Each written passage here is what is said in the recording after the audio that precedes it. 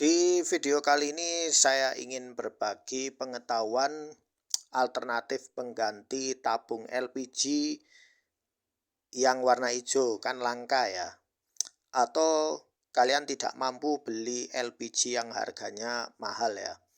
Misalnya bright gas atau gas tabung yang warna biru itu ya. Alternatif pertama, kayu bakar.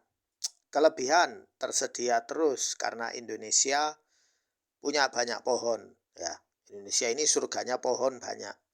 Jadi kita bisa mendapatkan kayu itu untuk jadi bahan bakar ya, untuk masak. Jarang mengalami kelangkaan ya. Tidak ada kelangkaan kayu ya. Nanti orang tinggal nyari karena jenis-jenis kayu itu banyak. Kemudian harga bisa murah kalau beli banyak ya. Misalnya kayu-kayu bekas itu bisa dibeli dengan harga murah buat stok ya. Namun juga ada kelemahan ya. Kelemahan pertama menghasilkan asap ya. Nah itu, ini masalah.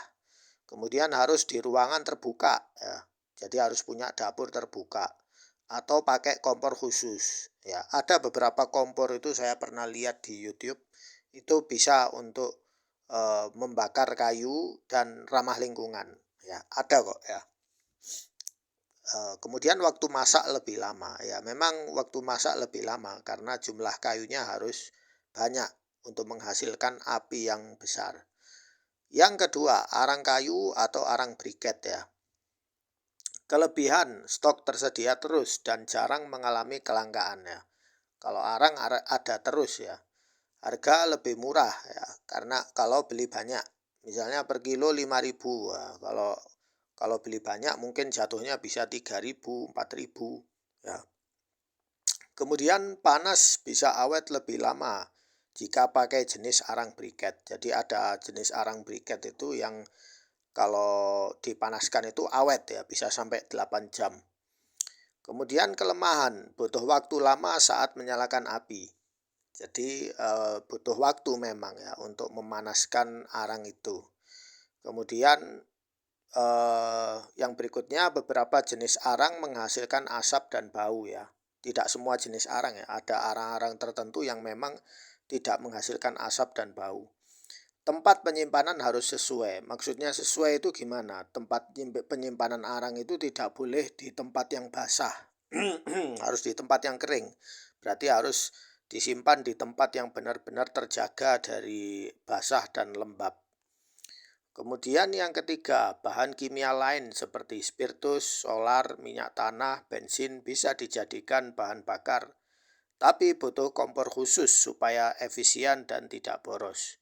Sebenarnya spiritus ya, minyak tanah itu bisa dijadikan bahan bakar untuk kompor ya. Dan insya Allah ramah lingkungan ya.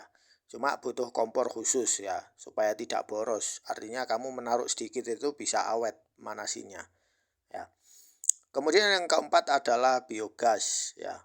Kelebihan biogas itu didapat secara gratis dari sisa sampah organik nabati dan hewani ya. Sisa kotoran sapi, kambing, ayam ya. Kemudian panas awetnya sama kayak gas LPG ya. Biogas itu kekuatannya sama kayak LPG ya, bisa memanaskan itu ya. Kemudian tidak perlu uang buat beli isi ulang lagi karena terisi secara otomatis.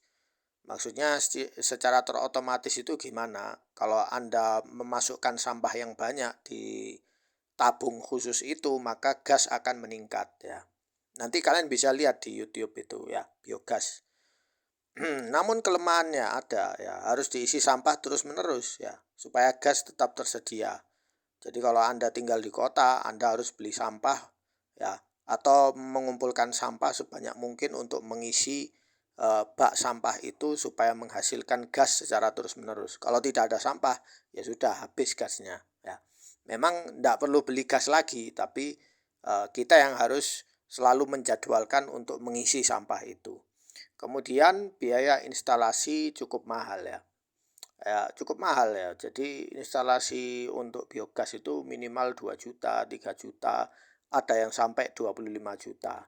Tapi sekali bayar itu sudah untuk seterusnya ya untuk tahun-tahun berikutnya. Jadi Anda sudah tidak perlu pusing untuk beli LPG bolak-balik ya. Mungkin ada alternatif lain selain 4 ini bisa kalian tulis di kolom komentar. Sekian, semoga bermanfaat.